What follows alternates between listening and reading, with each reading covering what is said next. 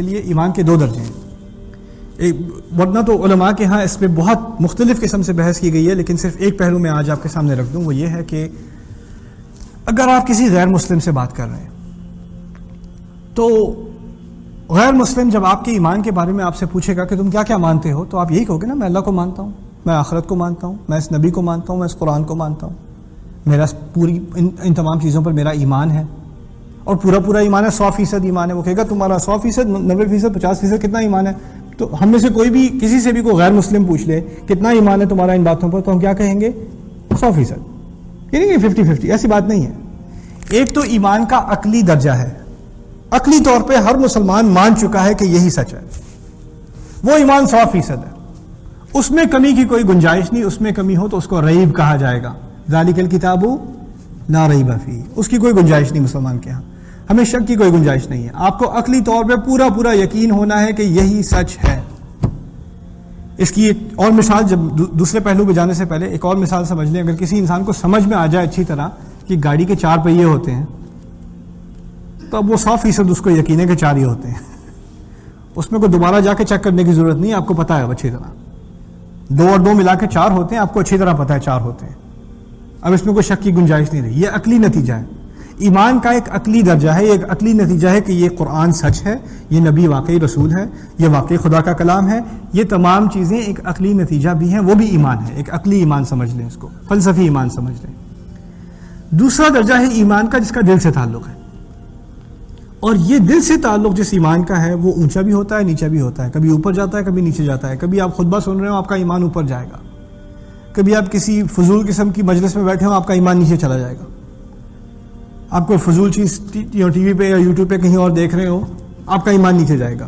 آپ کوئی فائدے کی بات سن رہے ہو، آپ کا ایمان اوپر جائے گا. ویسے تو آپ 100% مسلمان ہر وقت ہیں، مانتے تو ہر چیز کو ہیں، اللہ کو بھی مانتے ہیں، رسول کو بھی مانتے ہیں، لیکن انسان کے دل میں کچھ آگ جلتی ہے، کبھی کبھار آنسو نکلتا ہے آنکھ سے کبھی کبھار. وہ کس قسم کا ایمان ہے؟ دل کا ایمان. اب یہاں جو دعویٰ ہو رہا ہے نا، یہ عقلی ایمان کا بھی ہو رہا ہے اور دلی ایمان کا بھی ہو رہا ہے. لیکن ان کے خلاف جو نقد قرآن میں کی گئی ہے وہ بھی 2 طرح کی ہے. یعنی ایک عقلی منافق ہے جو واقعی اصل میں مانتا ہی نہیں کہ یہ سچ ہے، صرف دکھاوے کے لیے مان چکا ہے.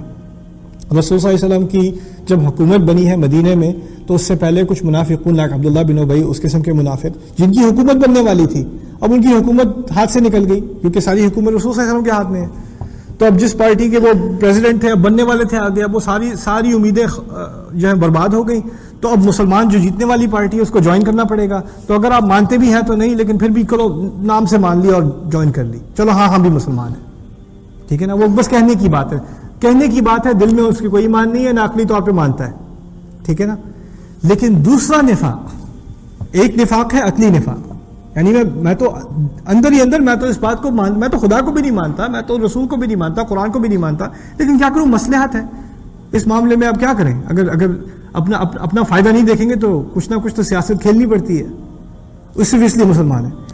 دوسرا منافق بہت خطرناک ہے، اس سے زیادہ خطرناک، اس کو تو آپ جاسوس بھی کہہ دیں، ٹھیک ہے نا. کچھ جاسوس ہوتے ہیں جو مسلمان ہونے کی مظاہرہ کرتے ہیں، دیکھنے میں مسلمان، لیکن مسلمان اندر سے نہیں ہے. ہو سکتا ہے کسی قسم کا ایجنٹ ہو، کوئی اسپائی ہو، کچھ اور چیز ہو، ٹھیک ہے نا. لیکن جو دوسرا منافق ہے، جو دل کا منافق ہے، وہ کیا ہے؟ وہ تو عقلی طور پہ اپنے آپ کو مانتا ہے مسلمان، لیکن دل اس کا مطمئن نہیں ہے. دل مطمئن نہیں ہے. دل میں سے ابھی بھی انہی چیزوں سے محبت ہے جس سے کسی کافر کو محبت ہو. دل میں ابھی بھی حلال اور حرام کی وہ تمیز نہیں ہے جو، یعنی حرام چیز ابھی بھی اچھی لگتی ہے اور حلال چیز ابھی بھی کم معلوم ہوتی ہے. حلال پہ دل خوش نہیں ہوتا، حرام کی طرف نظر جاتی ہے ہمیشہ. یہ عقل کا نفاق نہیں ہے، یہ دل کا نفاق ہے. یہ دل کا نفاق ہے. یہ 2 طرح کے نفاق ہیں. اور اصل مسئلہ اکثریت مسلمانوں کی، ہمارا اصل خطرہ پتہ ہے کون سا ہے؟ دل کا نفاق. دل کا نفاق. انسان مانتا ہے، ٹھیک ہے، اسلام کو مانتا ہے، لیکن جب دل مطمئن نہ ہو، وَقَلْبُهُ مُطْمَئِنٌ بِالْإِيمَانِ، اس کا دل ایمان پر بالکل مطمئن ہے، جب تک وہ حالت نہ ہو تو پھر روز اوپر نیچے اوپر نیچے اوپر نیچے، اور اس طرح کا کھیل اب انسان کھیلے نا بار بار. کبھی ایمان اوپر، کبھی کچھ اچھی بات سن لی تو اوپر، کبھی نہیں سنی تو نیچے، پھر کبھی سنی تو اوپر، پھر کبھی سنی تو نیچے. اگر یہ کھیل کھیلتا رہے تو آخر کار پھر ایمان نیچا ہی رہتا ہے. اور جب نیچا دل کا ایمان نیچا ہو جائے، یعنی بالکل نفاق دل میں بیٹھ جائے، تو پھر عقل میں بھی شک آنے شروع ہو جاتے ہیں. پہلے دل میں آتا ہے مرض، پھر اس کے بعد عقل میں بھی یہ واقعی یہ اتنے سارے مذہب ہیں دنیا میں، ہمارا ہی صحیح ہے کیا؟ اس قسم کے سوال پھر لوگوں کے دماغ میں شروع آنے شروع ہو جاتے ہیں. وہ بعد کی بات ہے، وہ پہلے نہیں ہوتا، وہ بعد میں ہوتا ہے. پہلے انسان خدا کی نافرمانی کرتا ہے، پہلے صرف دیکھنے کا مسلمان ہے، اندر ہی اندر وہی حرکتیں جو کسی اور کی ہوں گی، کوئی فرق ہی نہیں ہے.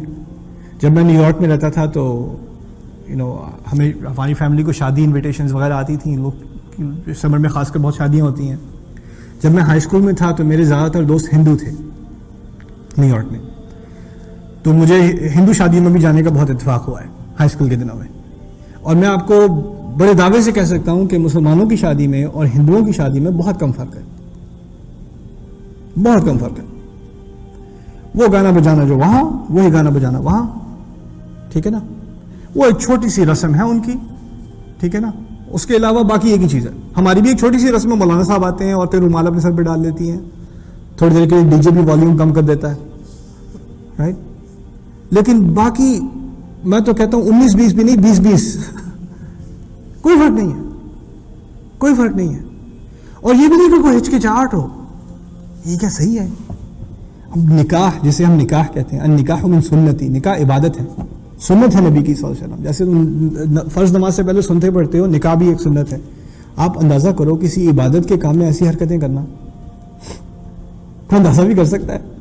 اور ایسے کھلے دل سے کرنا. اور اگر کوئی اس کے بارے میں کوئی مخالفت بھی کر دے، کوئی بیٹا کہہ دے ابو یہ ذرا کچھ زیادہ ہو گیا ہے اس دعوت میں، کیسی بات کر رہے ہو، خوشی کا دن ہے، خوشی کے دن خدا کی نافرمانی نہیں کرو گے تو اور کب کرو گے؟